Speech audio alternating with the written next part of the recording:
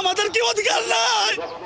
আমাদেরকে আপনারা মেরে ফেলেন, আমরা বাংলাদেশে থাকবো না।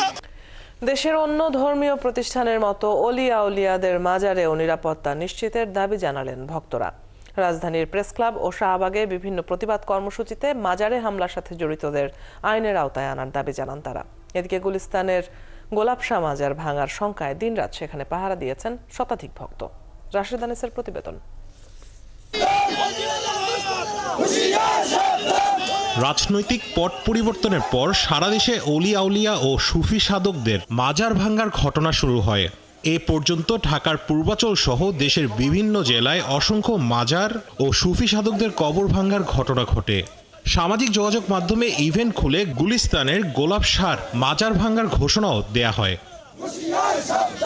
জুমার পর মাজারে হামলার আশঙ্কায় শুক্রবার দিনভর গোলাপশাহ মাজারে পাহারা দেন ভক্তরা। যদিও গুলিস্তানে কঠোর অবস্থানে ছিল সেনাবাহিনীর টহল টিম। আমরা কি অপরাধ করেছি তত্ত্বাবধায়ক সরকার এবং সেনাবাহিনীর প্রধানের কাছে জানতে চাই। আমাদের কি অধিকার নাই? আমাদেরকে আপনারা মেরে ফেলেন, আমরা বাংলাদেশে থাকবো না।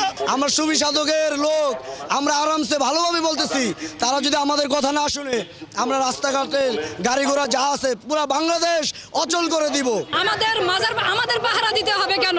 মাজারে হামলা ভাঙচুরের প্রতিবাদে সকালে প্রেস ক্লাবে মানববন্ধন করেন সুফি, বাউল এবং অলি আউলিয়াদের ভক্তরা।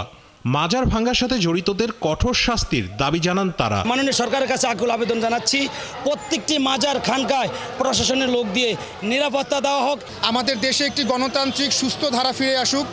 আমরা কোনো হানাহানি, ধ্বংস, রাজনীতি, এই ধরনের কোনো সহিংস রাজনীতি আমরা চাই না। ন্যাক্কারজনক এবং নিন্দাজনক কাজগুলো যারা করেছে তাদেরকে অনতি বিলম্বে আইনের আওতায় এনে কঠোর ব্যবস্থা আপনারা নেবেন। মানববন্ধন শেষে বিক্ষোভ মিছিল করে সব ধর্মীয় প্রতিষ্ঠানের মতো মাজারেও নিরাপত্তা জোরদার করার আহ্বান জানান ভক্তরা।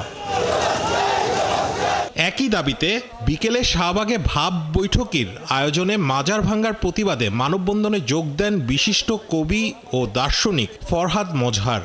দেশের জনগণের যে চেতনার জায়গা, আমাদের যেখানে আমরা বলি ভাবের জায়গা, ভাবুকতার জায়গা, চিন্তার জায়গা, চিন্তার জায়গাটা সবসময় মাজার রক্ষা করেছে। মাজার রক্ষায় দ্রুত ব্যবস্থা নেয়ার দাবি জানান তিনি। একটা আকীদাগত। রাশেদ আনিস, ৭১, ঢাকা।